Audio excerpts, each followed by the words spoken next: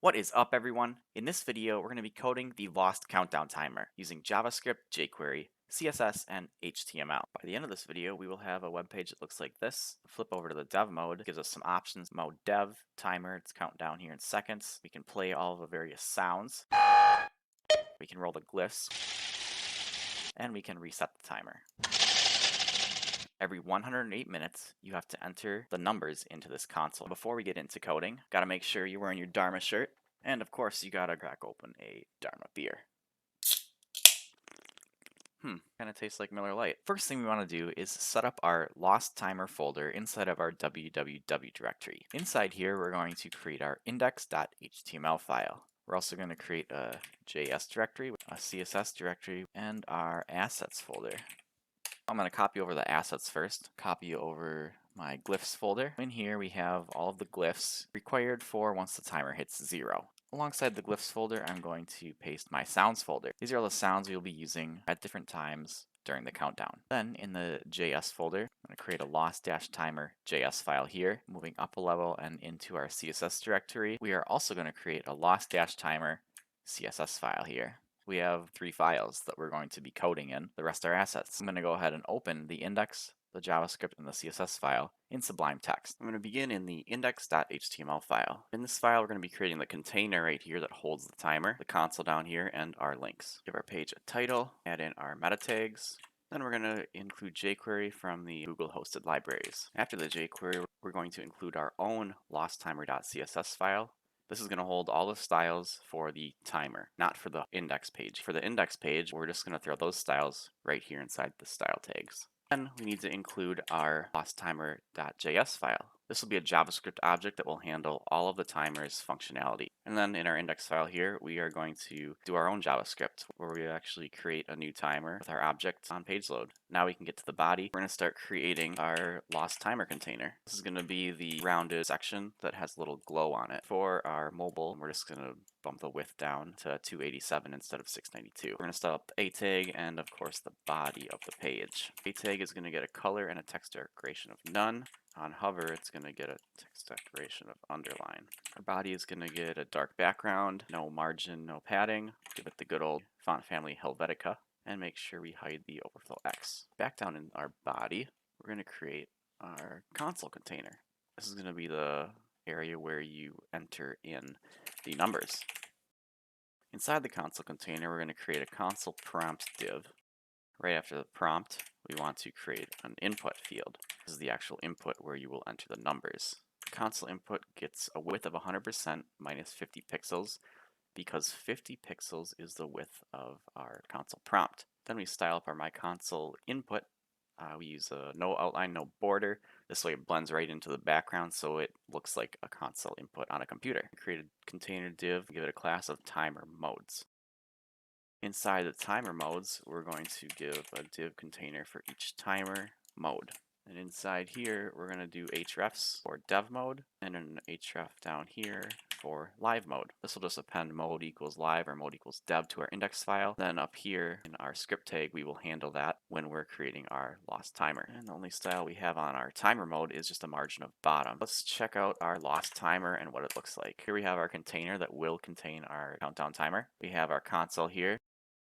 Looks good. Links down here. We hit either of them. You see that the mode up here in the URL changes. On page load, we're going to check the URL for the mode of the timer. To get the URL params, we can use the JavaScript URL search params. When we pass in the window location search, then we want to create our lost timer. Our lost timer is going to take in an object with a bunch of different parameters. The first parameter is the initial seconds. This is where we want the timer to start at. 108 minutes, 108 times 60.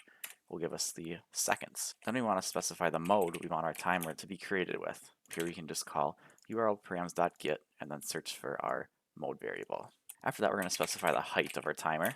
Here I am checking the window width. If it's greater than 700, we're going to give it a height of 200. Otherwise, we're going to give it a height of 70 for mobile devices. Next, we're going to specify the onTick function. This is where we're going to place any custom JavaScript that we want to do on every single tick of the countdown timer. We want to check for our my console right here, which is our input, and only enable it if there's 4 minutes or less left on the countdown timer. We're going to check the total seconds. If it's less than 4 minutes or 240 seconds, we're going to enable the console by setting disabled to false.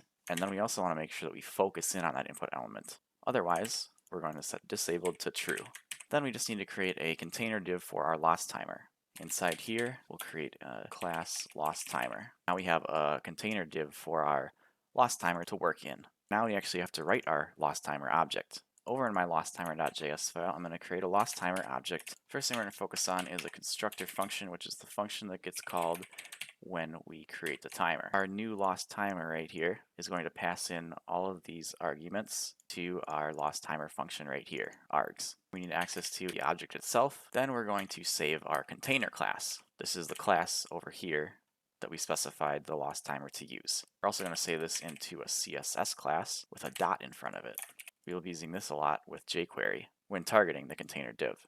Then we're going to store the number string. This is the string you have to enter into the console in order to reset the timer. Then we're going to set the mode. What we're doing here is we're checking for mode in our arguments object. If we have it, we'll use it. Otherwise, we're just going to default it to live. We also want to check for our initial seconds. If initial seconds in args, then args.initialSeconds. Otherwise, we're going to default to 108 minutes. Then we're going to set the height and the width. If the height is in the args, again, we'll use it. Otherwise, we're going to default to 200. And the width is the height times 0.6. Then we're going to check for an onTick function coming in the args. We're going to want to call this onTick during our set interval when we count down the timer. Now, whenever we call self.onTick, we're going to be running this code right here. Now that we've taken care of saving all of our object variables here, coming in through the arguments, we can do a self.drawTimer. In our object here, we're going to create ourselves another function called drawTimer. Now, essentially what we're going to do is we're going to create timer HTML. Then we're just going to write that out to our self.container class CSS. We're going to create some HTML in here, and then that will get placed right inside of our container class using jQuery, which is this div right here. Our timer HTML is going to consist of two divs. We're going to have the left div, the first three numbers, the black background and white numbers. And the second div will be the two numbers on the right, which is the white background and the black numbers. We're going to create a class for both of these called lostTimerSide. Then we will give each of the divs a class so they're unique. LostTimerSide left, and this will be lostTimerSide right. Now we're going to add the styles to these classes. The first CSS we're going to add is to our lost timer. Give it a font family, Helvetica. We're going to make it so the user cannot select any text inside of the lost timer div. Next up is our lost timer side. These two will get text line center, some padding, the background is black, and the font weight will be bold. Then we can give the specific styles to our left and right side. For the left side, we're going to float it left, and this one gets a color of white. The right side gets display inline black, and it's a color of black. Now we have our left side and our right side. We just have to fill it in with the numbers. Left side gets 3, right side gets 2. We're going to create a function that will get us the HTML for each of the number slots. We're going to pass in the number slot that we want to get the HTML for. Left side gets the first 3 numbers, and the right side gets the 4th and the 5th number. Again, in our object, we're going to create another function, getTimerNumberSlotHTML, and it's going to take in a number, the number of the slot that we're getting the HTML for. First thing we're going to calculate is the background color. First 3 have a black background, and the second 2 have a white background. The number is greater than 3, we're going to give it a white background. Otherwise, we're going to give it a black background. 4 and 5 up here will get the white background. 1, 2, and 3 will get the black background. Then we can return our HTML. We'll begin with a container div for the number slot, lostTimerNumber. Each of the number slots are going to get this class. We're going to give it a float left and a margin right of 10 pixels. Inside our number slot container div, we're going to create an inner div. In our CSS, our inner is going to be position relative. Here's where we get to the fun stuff. This is the flipping action takes place, where it falls down like that. We're going to give it a class and we're going to call it the lost flipper. Style this one up, we're going to give it a position relative and a z-index of 0.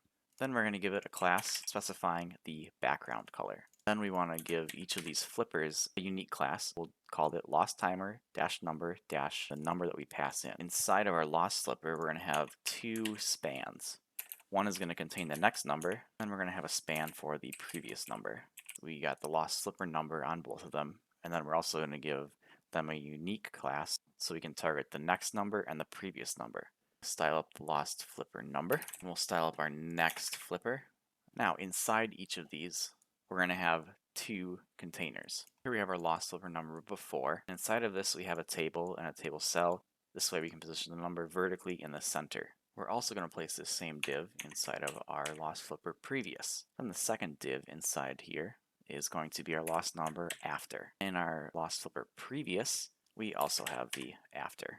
This right here falls down, and then you see the bottom half of the after number. And this right here in the previous section is the top part right here, where you see the top half of the before number, and then it falls down, and then that after number that we just looked at right here falls on top of it, so you get that falling effect. The other two just have the before and after numbers in them, so that when the flipping happens, the background number updates accordingly. Now we're going to style up our before and our after. We're going to make it a height width of 100%, absolute position it, transition it gets, reserve the 3D transform so you get that little flip effect. And the mask is just saying we can see 50% of these when they flip. The after gets its own style as well. After is supposed to display the bottom half of the number. For the lost flipper background styles, we need to target this class right here, but then we also need to target the before and after. The top half of each number slot is a different shade of the color than the bottom half of the number slot. For the white background, the before refers to the top half of the number slot. After refers to the bottom half. For the white, we have a little darker on the top half, and we have a lighter background color on the bottom half, but they both have a color of black. For the lost flipper black, they both get a color of white, and the top is black, and the bottom is a little lighter shade of black. Our lost flipper number table is going to get a display of table, and the height and width will be inherit. Our table cell, display table cell, and of course the reason for this is so we can vertically align the numbers in the middle. This is the after flipper. Has to start -180. Only thing left now is the black bar in the very center of the number slot, and that goes inside of our lost timer number inner div. Lost timer number center bar, which is exactly what it sounds like. We're going to put it 50% of the way from the top, -1 pixel, because the height is 2 pixels. So this makes sure it's in the very center of the number slot div. This needs to be inside of the inner, like that. Now that we have the number slots coded up and being written out to our timer HTML, we are going to append on the lost timer end screen. This only shows up if the clock hits 0 and you fail to enter the numbers. Then we are going to fade the screen to white. This is just one big div that's going to take over the whole screen, and it's white. And after the timer has been drawn, we want to apply our heights and widths to the number slots. We're going to apply the height to every lost flipper inside of our lost timer container. We also want to apply the width to each of the lost flippers. Then we want to specify the font size, because depending on the height, you want to make the font size larger or smaller. And here we're specifying font size of 0.8 times the actual height. Margin left on the white numbers on the right. As the height grows, the space in between the two sides, the 3 numbers and the 2 numbers, proportionally scales. Localhost, lost timer, perfect. Our timer is coming to life. Next we're going to set up the audio. This function will write out all of our audio tags to the lost timer container. We want to create an audio tag for each of the different sounds. I'm going to begin by setting our folder path, our assets folder /sounds. Then I'm going to create an array of our sounds, of each of the sound files we have. Then what we want to do is loop over this array. We're going to give each audio its own class name, our container class lost timer -audio, and then the sound name itself. Then we have the audio HTML. Here I'm giving each audio tag a class of lost-timer-audio. We're going to also give each audio its own unique class name, which is specific to the sound itself. Then of course we need the source, our sounds folder path, plus the current sound in the for loop. And we can't forget to add our .mp3. Type is set to audio mp3. Then we append our audio HTML to our lost-timer, so we have an audio tag for each of the sounds. Now that the audio is initialized on the page, we need a way to play the audio. I'm going to create a play audio function, and we're going to pass in a key. The key is going to be any of the sounds here in this array. All we have to do to play an audio file is target it with jQuery, our lost timer -audio, and then the key 0.play, and that will play our audio sound. Next, we have our initialize timer. And this function is going to take in the seconds we want to initialize the timer with. Start out by initializing our total seconds. We're going to store the initial seconds that we passed in. Then we're going to set the minutes to the total seconds, as well as the seconds. Now that we have our total seconds, minutes, and seconds saved to our object, we're going to go ahead and update the time bars. The purpose of this function is to calculate the current minutes and seconds based off the total seconds. Here we calculate the minutes, and here we calculate the seconds. The minutes have 3 placeholders, and the seconds always have 2 placeholders. However, if we parse this int right here, and it happens to be 90, we need to actually return 090, not just 90. We're going to adjust the minutes right here by checking if the minutes is less than 100 and the minutes is greater than 9.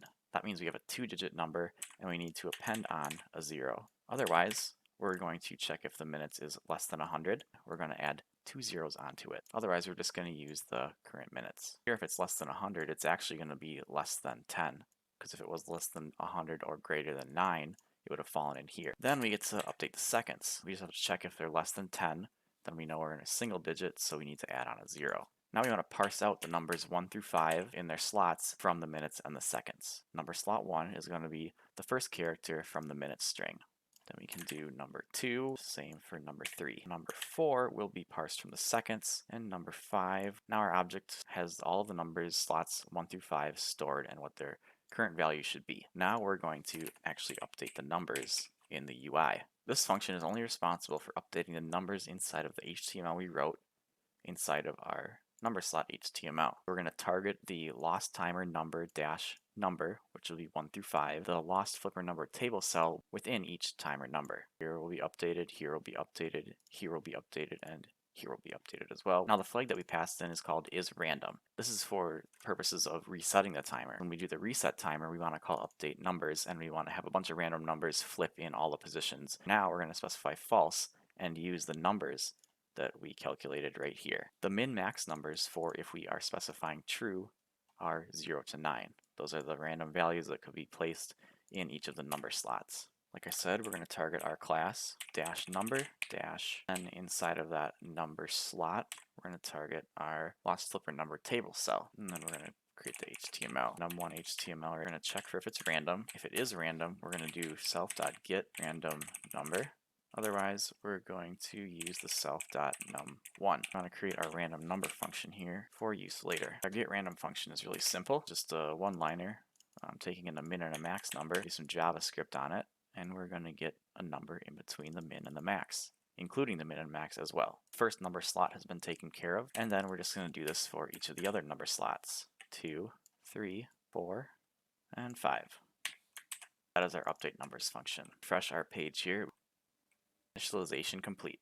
After we initialize our timer, we're going to call self.startTimer. We'll create our timer function. Here is where we start our timer. Using JavaScript set interval, we're going to store the timer in our object as self.timer, and we're going to tick every second. First line in our timer is our self.onTick. This calls our function that we passed in and runs this bit of code right here. Then we have to determine what sound to play on each tick. First, we're going to check if we need to play the tick sound. That needs to play on every minute, which means there's no seconds left in the minute, or it needs to play every second under 4 minutes. Call our play audio on the tick sound. Next, we want to check for playing the beep sound. If we're under 4 minutes and we're on an even second and we're greater than 60 seconds, then we want to play the beep. Below 60 seconds, the beep changes to an alarm. It needs to play under 60 seconds on the even seconds, but if we're less than 10, then it needs to play every second. After our audio, we're going to call our update time vars. We need to update them every second. Now we need to animate the numbers and make them flip. We're going to create a function called flip. First parameter is the number slot that we want to try to flip. The second parameter specifies the value for the number slot. We're going to do this for the first 3. For the fourth and the fifth one, we're going to wrap this in an if statement. We only display the seconds if there is less than 4 minutes. Then we're going to subtract 1 from the total seconds, and if it's less than 0, we're going to stop our timer by hitting a clear interval on our self-timer variable. Then we're going to do a set timeout. After 1 second, we're going to call our rollglyphs function. Our timer has been started. We just have to create our flip function and our rollglyphs function. Our flip function is going to take in a number and a value. This is the number slot we want to update, and this is the value you want to update it with. If the next value that we're trying to update the number slot to does not equal the current value, then we're going to flip it. We only want to run the flip animation if we know we're changing the number for that number slot. Then we're going to define our flipper class name, lost timer dash number, and the number slot we're targeting. We created that right here in our get timer number slot HTML, this class right here. Now we're targeting the flipper we want to flip. Then inside of that flipper, we're going to target the next number so that when it flips down, the next number appears. And we're going to update that HTML to the value being passed in. Next, we're going to go ahead and create clones for each of the elements that have transitions or transforms on them. If we just simply did an add and remove class, those transitions would only work on the first add class. The only way the transitions will work if you add and remove classes is if you also add and remove the elements from the HTML. So we're going to create clones, run the flip animation on the current HTML, and then replace the current HTML with these clones that we made. That way the flip is set up to run again for that number slot. Here's our lost flipper next number. Then we're going to clone our lost flipper number after inside of our number slot. And then we need to target the before one as well. Here's our transition and transform elements. Now that we clone them, we can do our add class. Number slot, lost flipper next, we're going to add our flipper next active class. This will get a z-index of 4 so that it falls on top of the previous number. Then we're going to also add our active class to our after. This is going to be transformed to 0 degrees, allowing us to see the after number when it rotates and flips down. And the last add class is going to be to our lost flipper number before. This is the top half that falls down when the flipping animation happens. Transform to negative 180 degrees so we don't see it anymore, revealing the next number. After we have added the class here, we're actually going to watch for the animation to be completed using jQuery.one, and then we check for the transition end. And then here's where we will replace our current elements with our clones. First one is our lost flipper next, and replace that with our flipper next clone. Then we do the same for the other two clones. Target the exact same elements and do the replace. We also want to replace the previous number in our newly cloned elements that have been added to the HTML with the value that was passed in. And that's the .flip function. Time to check it out. Make sure we comment out our undefined function yet. I'm going to comment out this if here so we can see the seconds just to make sure our flip function is working. There we go. The countdown started, the animation is working. Now we're going to set up our roll glyphs function. After the timer is at 0, we want to make sure that we stop our timer with our clear interval function. Then we want to play our audio sound timeout. The timeout sound lasts 14 seconds, and we want to start out by displaying random glyphs in each slot. At certain times during the audio, we will hear the glyphs stop. That means they lock into place. Each number slot is going to get its own set interval. Inside this interval, every 50 milliseconds, we're going to target the table cell number inside of the number slot and replace all of its HTML with our getGlyphHTML function. Our getGlyphHTML takes in the lost timer number and an isRandom boolean. If we want to just get a random glyph, we're going to do the self.getRandomNumber, which we wrote, and we want to get a glyph between 1 and 5. Otherwise, we're going to get the specified glyph that was passed in. Then, like for the numbers, we got to check for the color of the glyph. The left side is the black backgrounds, and the right side is the red backgrounds. Do a little image size check here. The current height of our timer determines which image size we use, small, medium, or large. In our assets glyphs folder, we have small, medium, and large. Then we're going to create the actual HTML and return it. We're putting in our background color. Then we're creating the actual image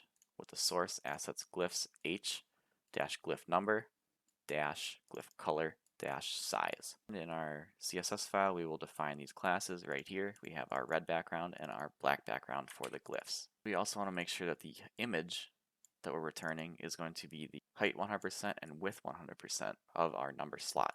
That's our get glyph HTML, and then we do glyph interval 2, target the second number slot, the third number slot, the fourth number slot, and the fifth number slot. Now all our number slots are displaying random glyphs. After we get the glyphs rolling, we have to create a set timeout for each of these because we actually want to stop them from rolling at certain points in our timeout audio.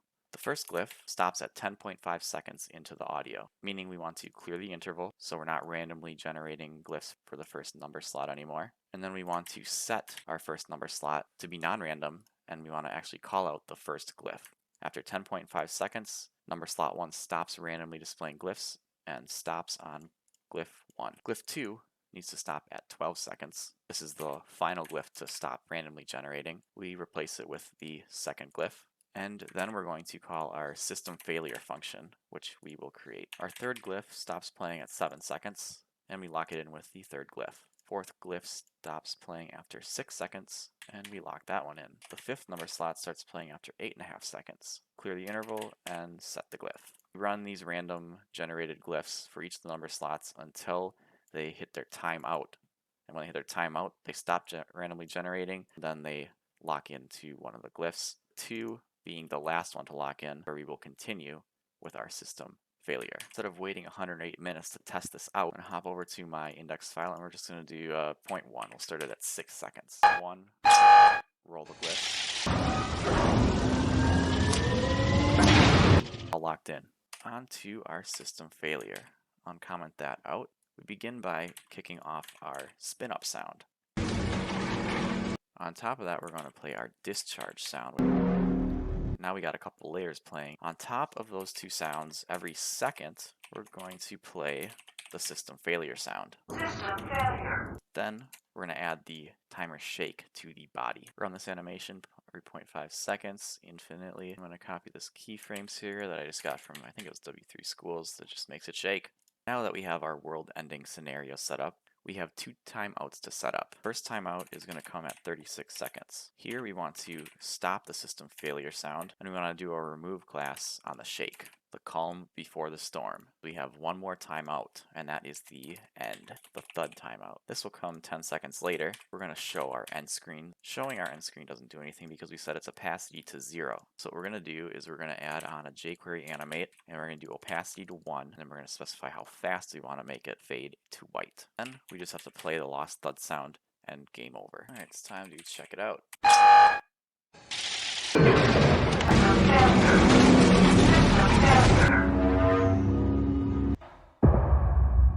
We're going to hop back to the index file and create our onKeyUp for our console input. On key up, we want to play the key press function. Set this to 4 minutes so that the console will be activated. And let's test it out. Console is active, and when I press a key,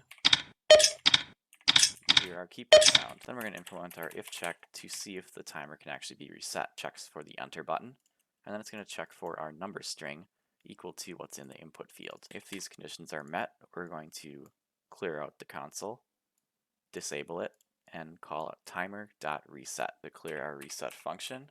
First thing we want to do is stop all of the current audio that's playing. Call this .pause and set the current time for each audio to 0. We need to clear any intervals that might be going, system failure or our system timer. After that, we want to clear some timeouts, system failure timeout and the thud timeout. Then we're going to play our reset audio, which is just all the numbers flipping. Then we're going to remove our lost timer shake class so the body stops shaking, and we're going to hide our end screen and set the opacity back to 0. In case we're in the middle of rolling glyphs function, we need to create a function called stop glyphs. This is just going to clear all the intervals and timeouts that were created inside of our roll glyphs function. Here we're making sure that all the glyphs stop randomly displaying, and here we're clearing the timeouts. Now we can play our reset animation, which we're going to randomly populate each number slot with a random number 1 through 9. I'm going to set up an interval here, play it really quickly, and what we're going to do is we're going to call update numbers. Pass in a value of true, which means that all the number slots are going to generate random numbers and display them every 120 milliseconds. We're going to do this 10 times because that is how long it takes for the reset audio to finish. Increment our counter, and if it's greater than 10, we're going to stop our reset animate interval, initialize the seconds, and then we're going to start our timer, and we're back at the beginning. And that is our reset function. Hit the enter, and our timer equals the number string, which we have set. Oh, I guess we haven't set it yet. Up in our lost timer function here, we need to make sure we set the string. The number string is the numbers from Lost, 4, 8, 15, 16, 23, and 42. We're initializing our timer to 4 minutes so the console can be active. Refresh our page. Alright, the console's active. Hitting enter by itself reset the timer. However, if I enter the correct number string and hit enter, then it's back to the initial seconds.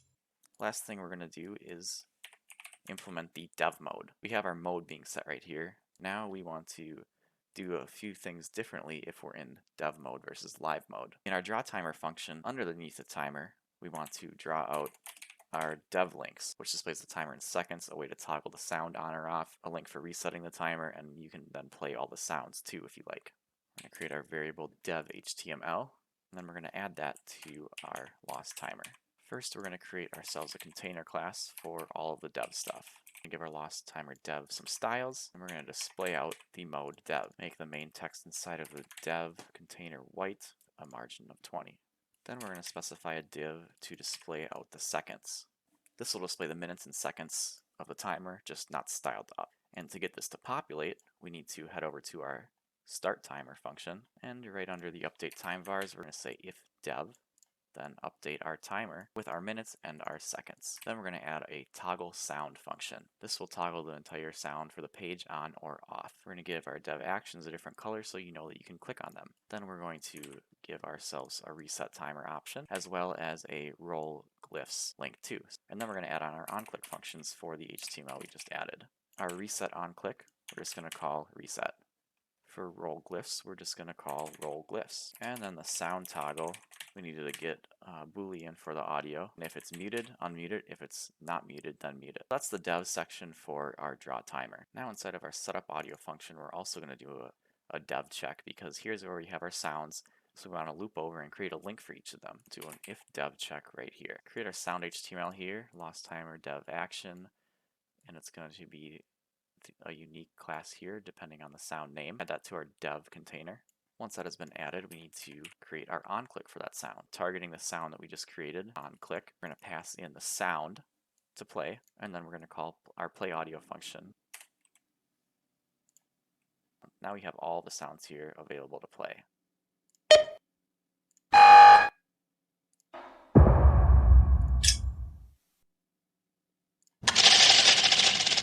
We got our dev mode, we have our live mode. And that is how I coded up the Lost Countdown timer. Links will be in the description for the code on GitHub and live demo. That's going to wrap up this video, guys. Hit that subscribe button, leave a like, leave a comment. Let me know what you want to see coded up next. I'll catch you later.